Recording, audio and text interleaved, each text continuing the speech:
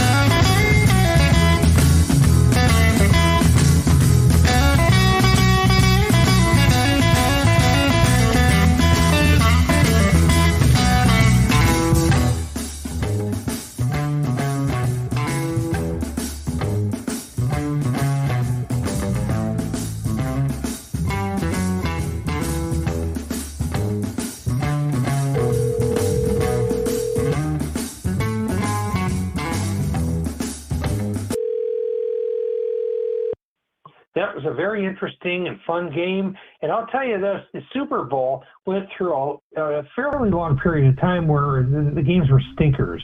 Yeah, like and this one. Recently, they've been pretty damn good. Yeah, I mean, all right, so if we went all the way back to right here, the Detroit Sports Authority, here is what we're going to give you tonight, my friends. We are going to give you not one, not two, but both of our opinions of what's going on in the Super Bowl. I thought it was it was okay. It kept going, but I mean, for two teams we could care less about, all right. And then all the way down to Mahomes' limp, and is that starting to get a lot of play now? In terms of what? I'm not sure what you mean. I mean, are people going, all right, was that real? Was that staged? Was that fake? What was that for? Yeah, I haven't really heard much of that, but, I mean, frankly, my reaction after watching the second half is, I don't know where the hell that limp went to, but I don't see a whole lot of it going on here. Yeah, I was going to say, anything that they shot his leg up with, job well done, boys. And he said, well, I didn't get a shot at halftime. Took an aspirin? What? Yeah, no, I don't think you had an aspirin.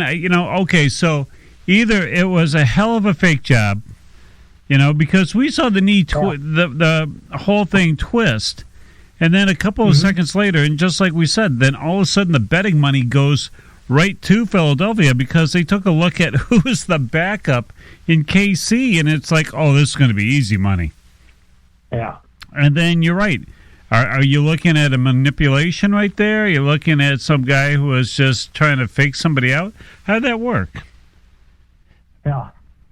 Just makes you wonder, because let's face it, it's the NFL. In the NFL, they require you to file injury reports during the week on your players so that people are informed ahead of time, what the injury status may be of a certain player here and there. And now we're talking about in-game betting. Doesn't that complicate it?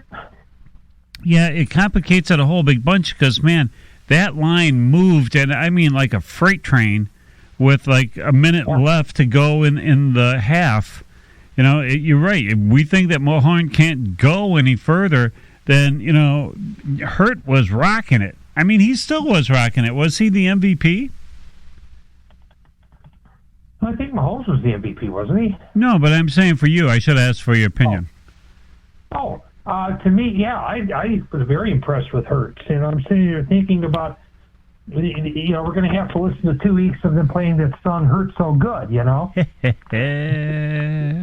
So in the end, the Kansas City guy, he prevailed. He came out on top, and now, he's being anointed the next great thing. But geez, you look at it and go, well, it would be impressive if he did it a la Kirk Gibson on one leg. Yeah, that would have been cooler. It didn't look that way, did it? No, he should have came out and started wobbling and all that stuff, and barely be able to get off the ground and stuff. That would be something. It's like, oh my God, the trainers are out again. Yeah, just give his team a breather. Sit out a couple of passes and then go back in and throw one. And by the way, for everybody that hates kickers in football, who the hell won that game for you guys? Let's see now. You could easily say, the guy was already in the end zone and he fell on himself, just to run out the clock. Yeah, that is true. Yeah. However, when it comes down to the real fact, that guy could have shanked it, and then it would have put it into overtime, and then anything could have happened. Now you think about how many times Adam Vinatieri came out and kicked the game-winning field goal at the end, and we don't stand around and talk about him being the greatest of all time as a kicker, do we? No, not at all. Matter of fact, no big deal. He's a kicker.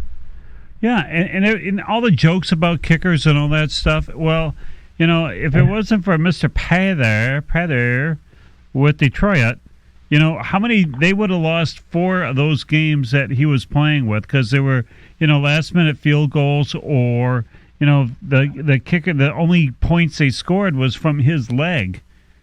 So I would kind of say, look, kickers are incredibly important. Yeah. Draft one in the first round. No, you have to draft him in the second round because you're going to have to draft a quarterback in the first round. Nope, not anymore. So what we're hearing at the coffee shop is you need a franchise kicker. Build your team around the franchise kicker, and then you'll be all set. Because you got to have Yep. So I mean, that's a winning strategy right there, no doubt about it. Yep. Because then you can have your old kicker or your kicker now, show the new kicker the ropes, and then when he's gone, then you got this kicker, and this kicker could be around for 10 years, and you can build a team around him. Think about it. You don't have to have a fancy O-line for a kicker, and yet he gives you points. That's a great point, John. What you should do is you should draft a kicker a year ahead and have him sit and watch the other kicker for a year. Yeah. Because why? Because how do you ever figure out how to do something other than sitting on your ass and watching somebody else do it? Yeah, right. Yeah, so it goes with everything. So there you go. So why spend tons of money with some kind of O-line, for specialists and stuff? Just get special team dudes out there that you can get from, at Starbucks and say, guys, just stand here for a minute, won't you? Okay. And then we can go back to Greg's biggest complaint. Should the NFL, Kenny, enforce that you have to at least catch 2 kickoffs per game? Oh, the whole point about the kickoff is they changed the rule to try to prevent kickoff returns, because their whole feeling was that too many players are getting injured in a play that really is a needless play. That's the way they're looking at it. So they changed the rules specifically to eliminate kickoff returns. So why don't they do like the NHL did with icing and just say, look, this is a kick, we're just going to put it on the 35 for you, or the 25 for you. But here's the thing. If you eliminate kickoffs, then you eliminate the period of time after the kickoff where you run 14 commercials. Yeah, you're right. Yeah, I forgot all about that. I'm not saying it's about the money. No, not much. No, it's not about the $7 million for 30 seconds, And as much as Ford was going to be the smartest people in the room and set it out, you take a look at the numbers of what GM hit and what Kia hit, and it was like 120% more of these people flocking to their sites and stuff to see. Way to go, Ford. You saved $7 million, but what did you give up? But that's okay, because the money that they saved, they're going to spend on player contracts. Yeah, or get another one. I mean, man, did you see the backlash on some of those commercials? $20 million to tell you about Jesus? Yike! we read that one that it's like, if your savior needs a PR firm, you don't really have much of a savior. To quote the great Sam Kinison, we know who Jesus is. Yeah, I mean, God bless that he's not around anymore. We could really use him today, you know. Oh my God, yes. But I mean, you're absolutely right. It was like you have to advertise Jesus. It's not even like we're advertising the Catholic Church or the Protestant Church or Lutherans or anything. It's like, you know, it's like somewhere, somehow, all these 113 million people who tuned in go, who's this Jesus guy? Get him on the blower. Let's see who he is. You know? Does he wear Nikes? Who does he play for? Do we have any of his albums? You know, that to me, that was kind of like, okay, I mean, it's a free country. Go ahead, do what you got to do, man. You know, but you know damn well that the Church of Satan is going to have a 30-second commercial next year.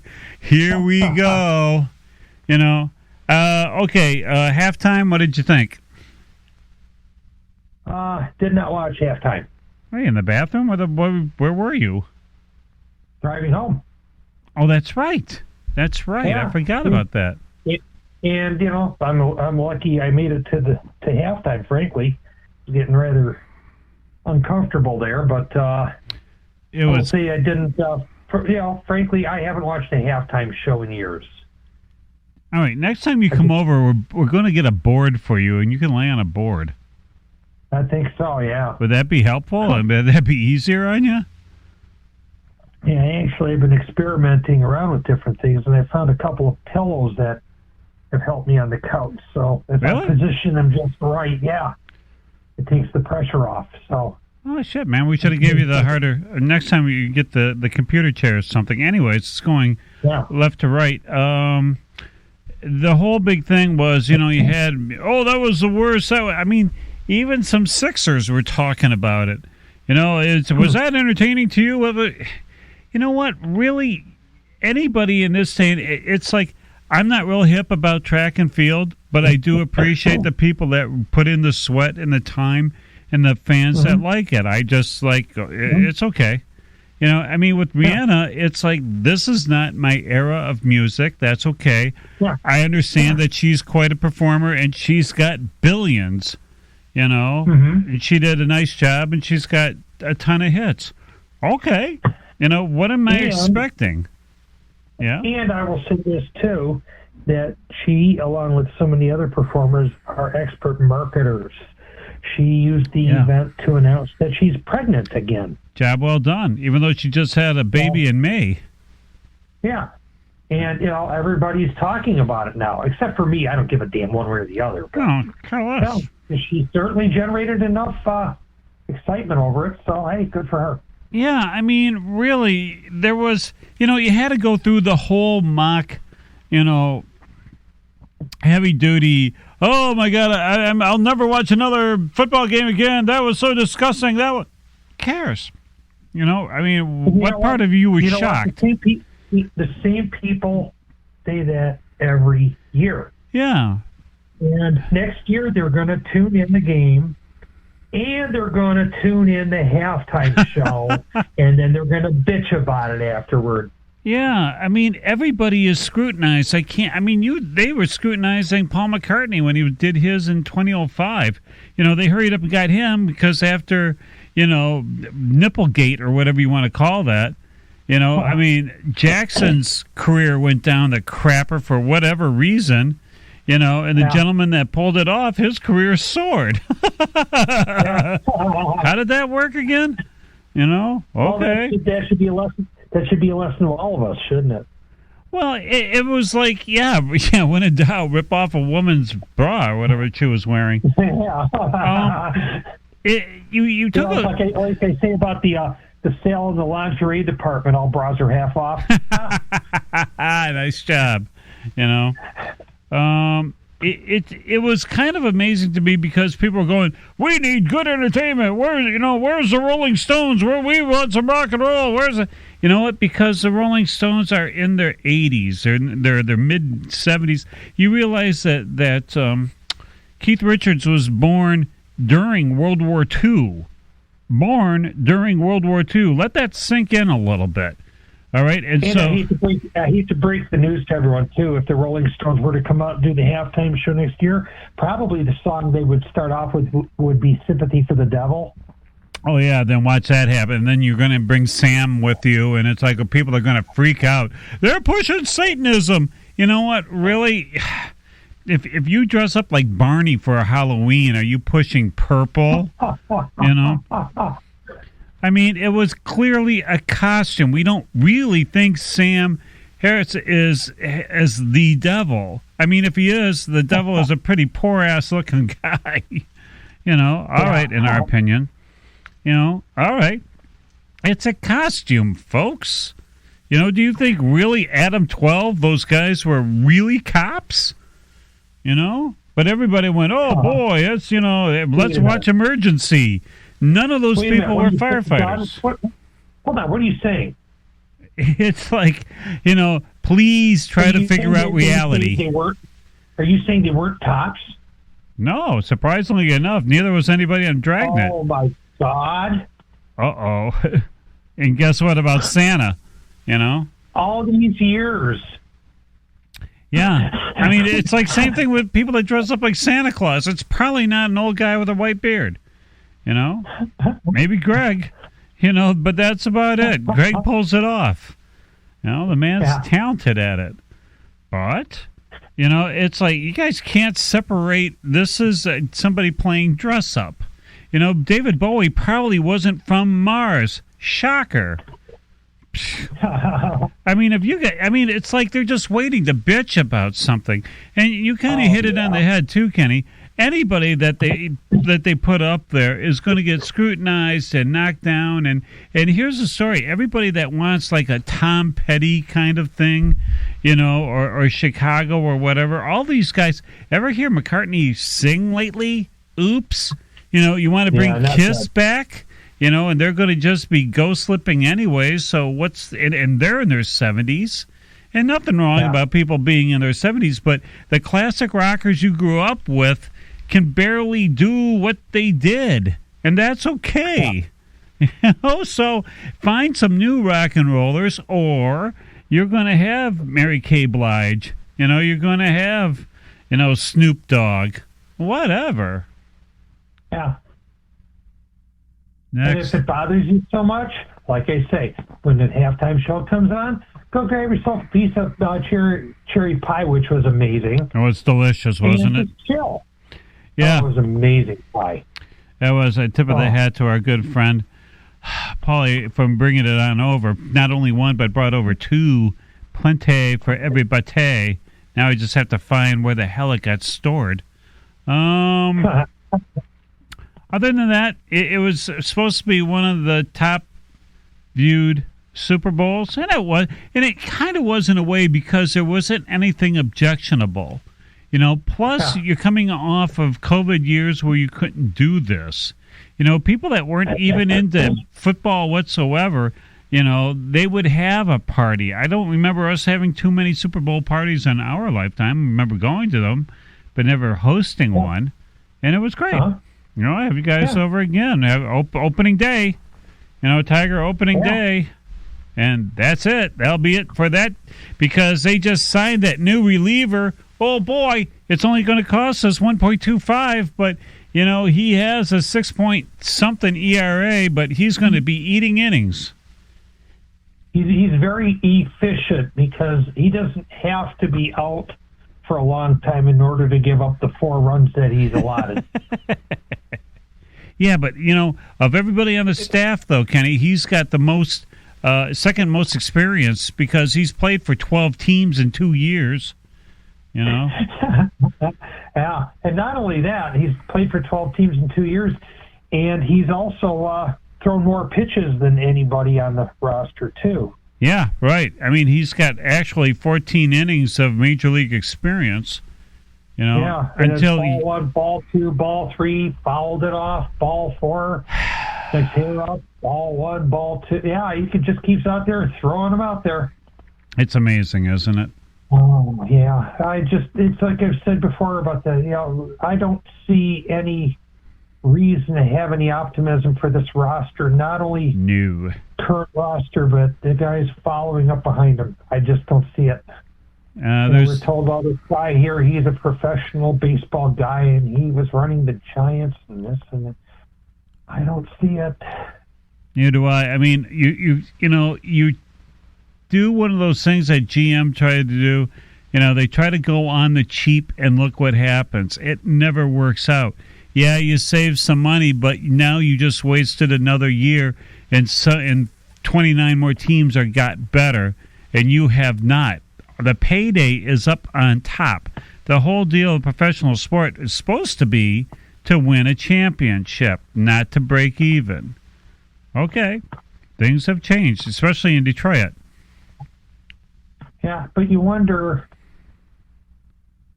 really, when you look at the state of Major League Baseball, and you look at some of the rumblings going on financially.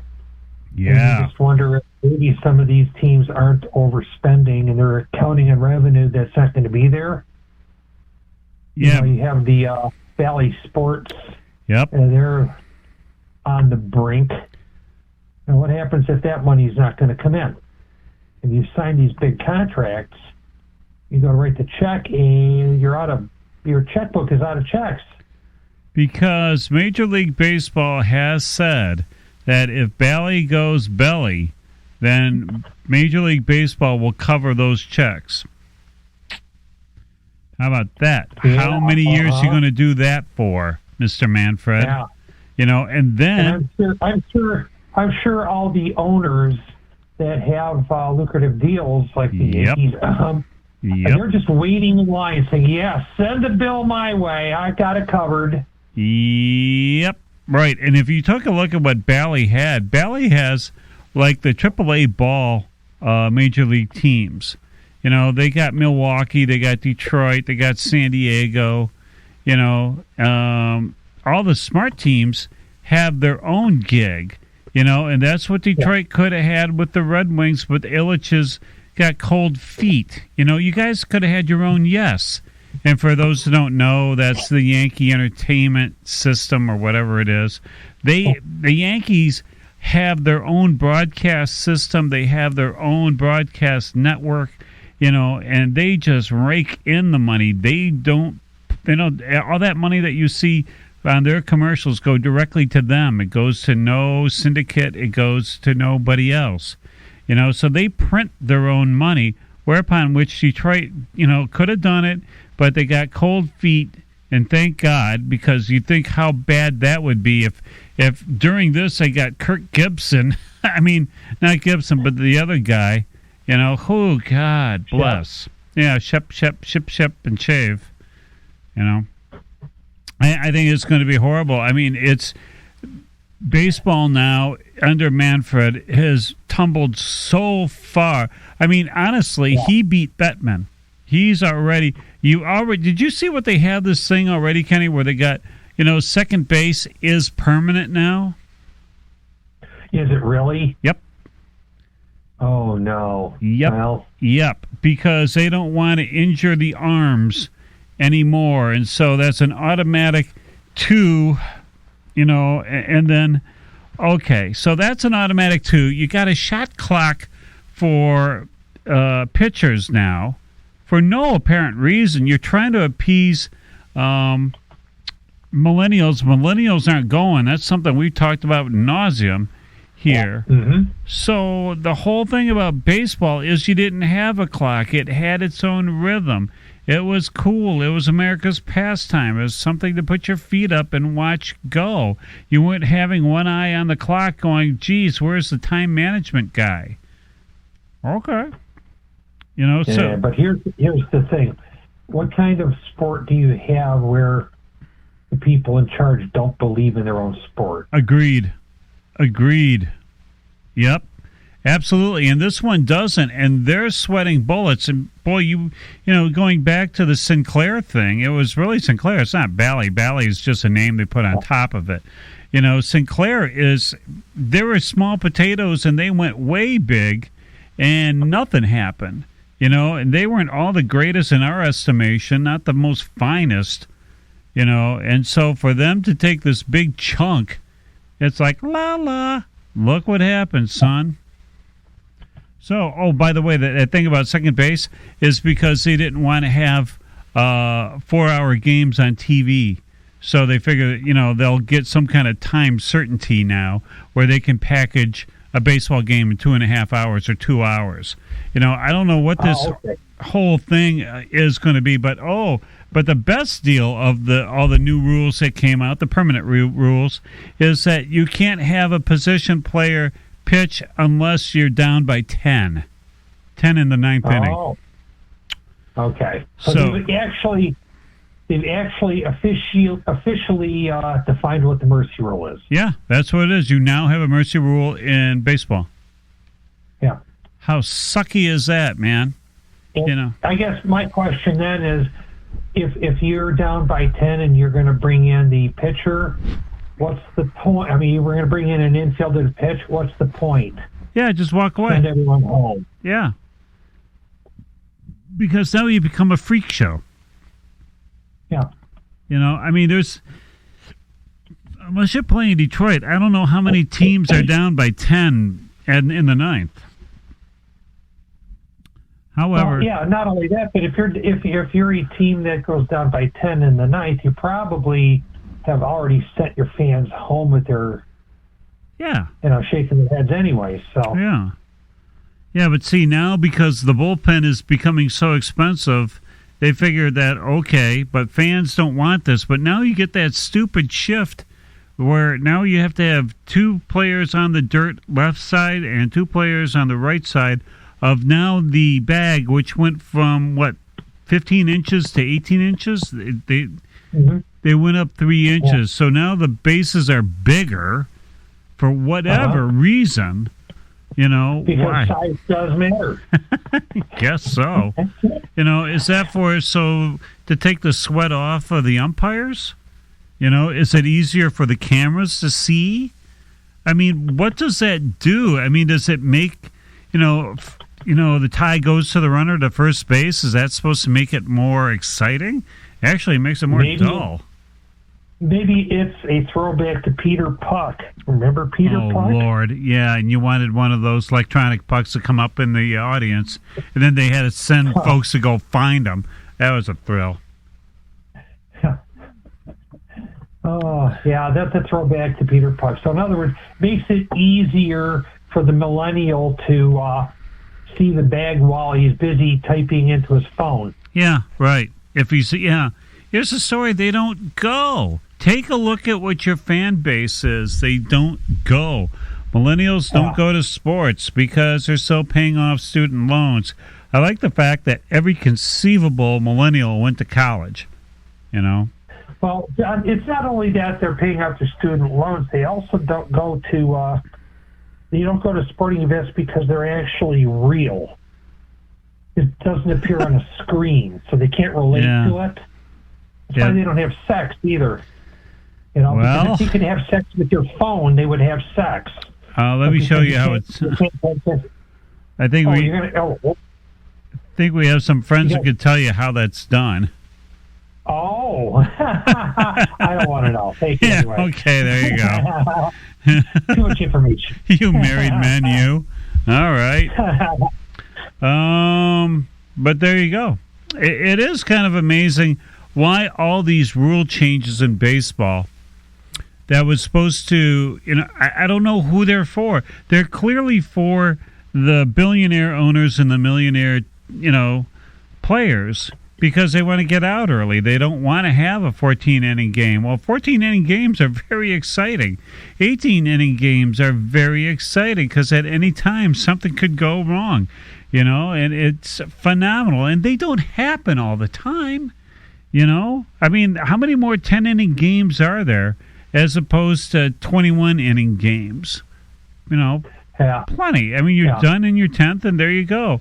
But to have an artificial, I mean, if there's any one fan base, if there's any one sport that holds on to their tradition so firmly it can barely move, it's baseball. I mean, it's the stat person's dream. And now it's, it's kind of like Chrysler when they stopped being Chrysler. It still says Chrysler, but it's not really.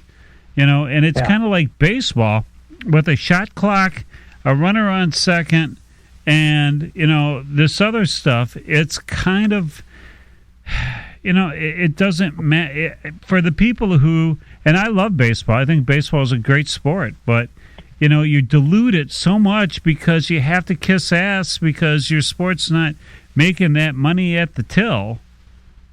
Okay, so now you ruined it. Next. And why did football... What it really strikes me, though, is it's almost like the idea is, well, if we can figure out how to pretend to be authentic, if we can pretend to be authentic enough, then we can make it, right? Yeah. Yeah, I mean, it's like... You almost don't recognize this baseball. Baseball with a shot clock. As asked by whom? You're trying to... And then after the 11th inning, if you still haven't broken the tie, we'll have a home run derby. No, then you get a base runner that's halfway between third and home. And the pitcher or the catcher cannot have a mitt in the 11th inning. Yeah. So, any pass ball, so the pitcher has to have in 15 seconds throw a lob only because you don't want to kill the guy's hand, and so there's your tee off and there goes over the fence and there you go. Next. Damn, you know what? You just explained it to me. You just explained it. Now I understand what the Tigers have been doing. Okay, what? That's how they play. Yeah? They've been playing with one hand tied behind their back and runners halfway through, and that's exactly what they're doing. Okay. Here to help. Explains it. I thought they were just bad, but no, you've come up with the answer now. That's why we're authorities and not experts. It is just, it's enough to knock you on the head, and and it's kind of like we've talked about this before and stuff, but are you happy to see, when everyone goes, next week they're reporting, next week pitchers and catchers. Okay. Are we excited about that, or are we excited that spring's coming and summer's coming and we can hang out to 9 o'clock at night outside on the porch in the breeze? I don't know. At this point, I feel like this. Pitchers and catchers are reporting. I couldn't name you 3 of them. Yeah, true. Right. Yeah, well, let's see. Scherzer? No. Verlander? No. There was somebody else now getting Homer? handsomely paid. No. Who? Homer? No. He's gone. Boyd? Oh, yeah, he'll be back. Yeah. Round 2. Yeah, let's see. Screwball? Nope, I don't think so. Measy? No, he ain't going to be there. Yeah, I don't think so. Bo Diddley? Maybe if his arm's not dead. It's... Dear AJ. AJ figured this out. I can cheat, I can make money, I can have a ring, and I can just cruise in Detroit. I just have to show up. I mean, Cabrera must have talked to him at a bar a couple of years ago. It said, man, it's the easiest money of all time. You just have to show up. Okay. In our opinion. Dear AJ, as much of a manager as he is, he hasn't shown me anything in Detroit. He hasn't had much to deal with. Okay, well then deal with something. Win lemon, make lemonades, and he hasn't even made out of anything yet. Yeah, it's been pretty lean. Yeah, I mean, if you're the manager and you can't figure out that your batting coach is bad, okay. Yeah. When your whole team tanks, including kids coming up that were supposed to be, the reason why they got drafted so high is because they could rake, and everybody goes south. Just this side of legendary Lloyd with that one there, son. That's exactly where I was going with that. I was going to say, legendary Lloyd, you could have brought him back and they'd have improved. Yeah, or stayed the same. And then you would have got a manager that could fill in. But, I mean, this is just dull ball. It's not small ball. It's dull ball. Detroit's dull. I mean, you're going to have a couple of, this is a baseball town. It really is. As much as people, it's only because we never had to been a football town, But it's a baseball town, and everybody's got fine memories of people 40 years ago, 23 years ago. The last time anybody had any kind of connection to this team is the day before Ernie passed. Yeah. And as soon as Ernie went, that was it. Who do you like on this team since then? Nobody. I'm going to reference back to that commercial that we talked about a little bit ago. You think about the guys that they have on the commercial advertising the law firm. They're all from a long time ago. Yeah. A long time ago. I mean, the only person you're trotting out is McCarty. Okay. I noticed you don't. And how Rachel can you be? No basketball star there. Yeah. I mean, you couldn't even prop up the corpse of Lambeer. I mean, nothing. You couldn't even bring. Isaiah would have done it. That's true. He would have. Subsequently, though, did you see the Suns? All this stuff. Oh, yeah, Isaiah's going to be with the Suns. They're going to be manager. Dear new owner of the Suns, where's Isaiah going to be? Nowhere on my team. Woo! Slap down. Way to go, Isaiah. Way to go, Isaiah. Talk about jumping the gun a little bit there, son. Or whoever his PR person was. I wonder if he's represented by Burroughs anymore. Yeah. You got to hire my client, Isaiah. Every single team he goes to as a manager, he screws it up hard. Oh, let me tell you about the ABA. Oops. Yeah, he took the entire league down.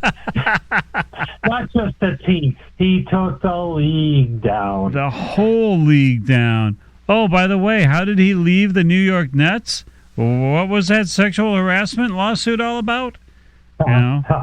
It's like, oh, Isaiah, dear Isaiah, why couldn't you be in any kind of the front management, cubbies of the Detroit Pistons? Why did Davidson hate you so much?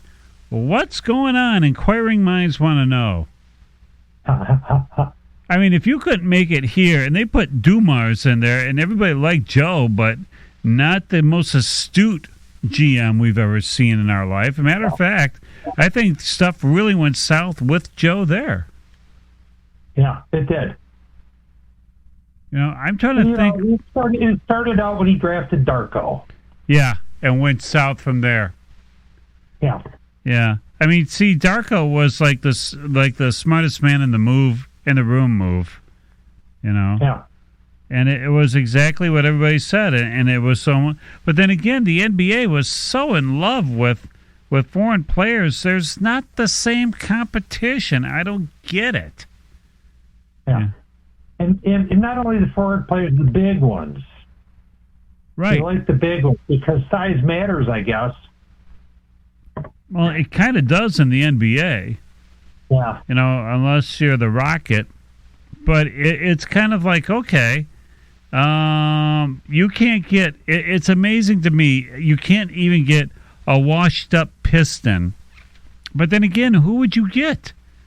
To be that fourth person in the trio of classic Detroit stars. Yeah, well, you'd have to go back to that era. Maybe you'd bring back Adrian Dantley. Oh, I'd bring back Oliver. I bring back the big O. Yeah, Dantley. yeah, Dantley. Okay. He'd be walking in with his cane, you know. Man, Dantley, Charlie V, maybe. Yeah. Oh, yeah, he'd be a classic. Yeah, I mean, hi, I'm Charlie V. I am the face of the demise of your Detroit Pistons. When I played, nobody else did. You know, it's like, wow, really? Who could you get from the Pistons? Neither one of the Wallaces. No. No, wow. That is, okay. Well, let's see. You couldn't even get one of their coaches. Hey, think about that. You could bring Larry Brown back. Yeah, you might as well bring back Larry Brown and Haybear from the Panthers. And, you know, if you brought back Larry Brown, the first thing he would do? Quit. Bitch. Yeah, he'd go away after the first Start 20 seconds. And look around for something else, you know. But then again, take a look at those rings on that hand. And how many do you got? You know, the proof's in the pudding. The boy knows what to do, but, you know, my Lord, you talk about looking around. All right, so talking about looking around, what did you think about the Red Wings this week? Well, we finally saw some life out of these guys, didn't we? Here comes that brown thing that's in your underwear. Here comes the streak. Yeah. It's you know, it's time to go ahead and ruin your draft position. Yeah. Yeah, absolutely it is. It's amazing, isn't it? It's like, yeah, go ahead, you know, draft 18th, guys. Yeah. You know, but then again, here comes the trade deadline, and there's all kinds of noise going all around. And we have, I think, about 2 weeks now for the trade deadline? Yeah, about that. How's that negotiation going with Larkin there, boys? Well, they haven't heard much lately, but there was some speculation a couple weeks ago that they're not close. Yeah. We'll see what happens. Yeah, but you know what's really amazing? In pro sport, Kenny, you got $1 million that's there between. All right. Dear Larkin, you shouldn't get any of this money. Compromise and say, I'll take what you guys are offering. You know, I'll chew the $1 million a year, you know, because I shouldn't even be playing, let alone getting this kind of money. So, okay. Take it and run, because you're not going to get it from anybody else. You're not going to go to St. Louis and get that money, you know, unless they get traded over to Vancouver. Yeah, well, I would say when you look at the NHL, it may very well be, you know, you look at, he did this with Stamkos too.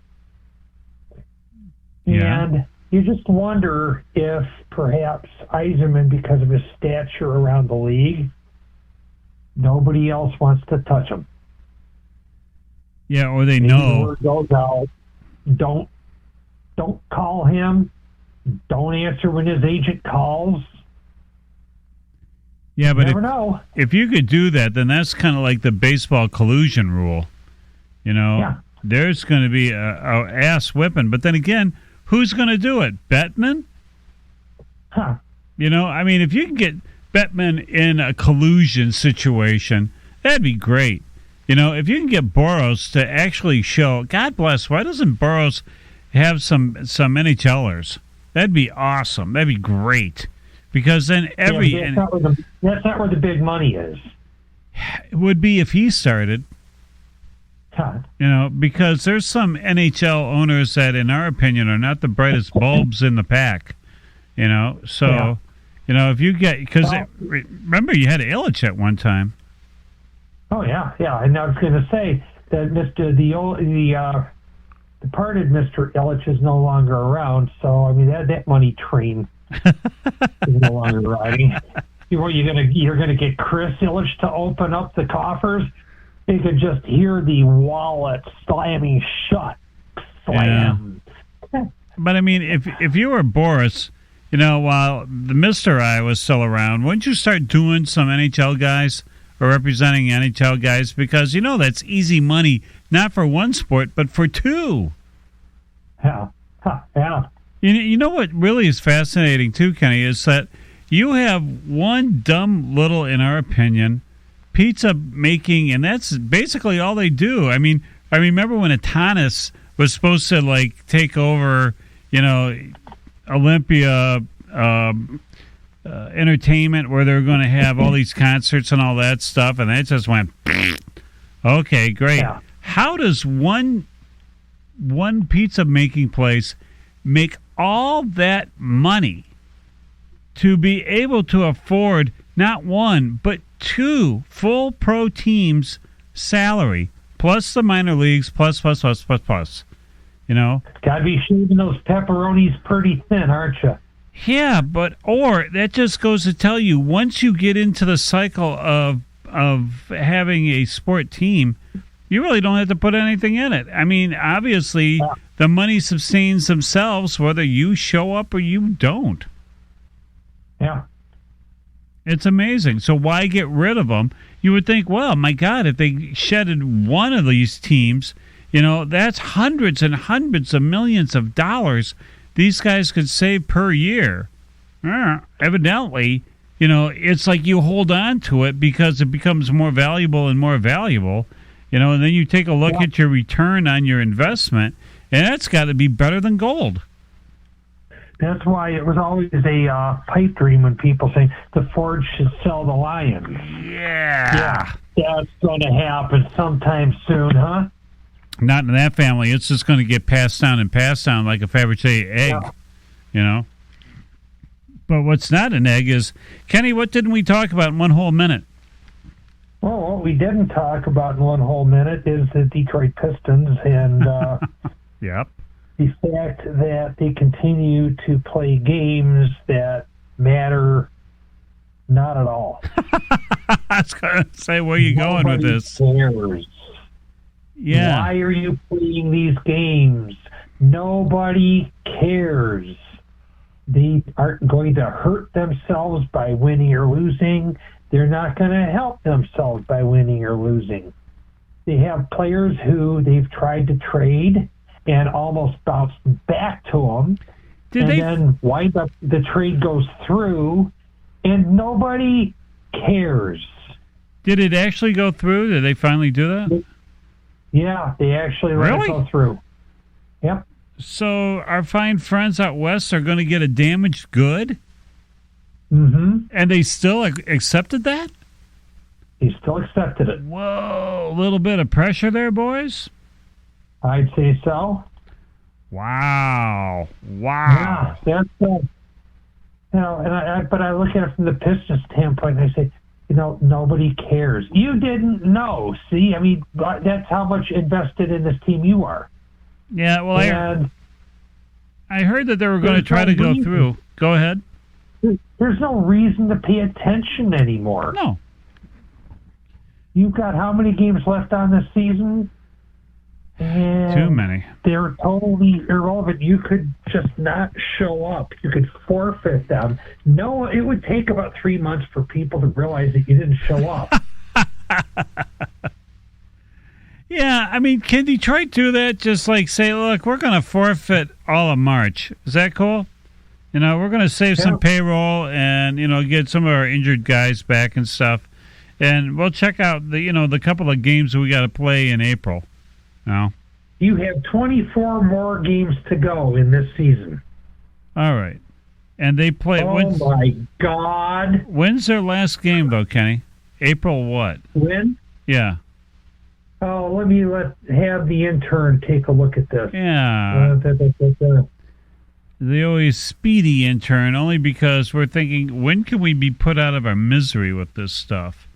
It's almost like we look forward to the end of the Red Wings season, too. Just put us out of our misery. I mean, it's okay. I mean, April 9th. April 9th? Yep. Okay. So then you still have plenty of time to get your taxes done. You know? Yeah, that's right. After that, jeez. But my God, this is an absolute train wreck.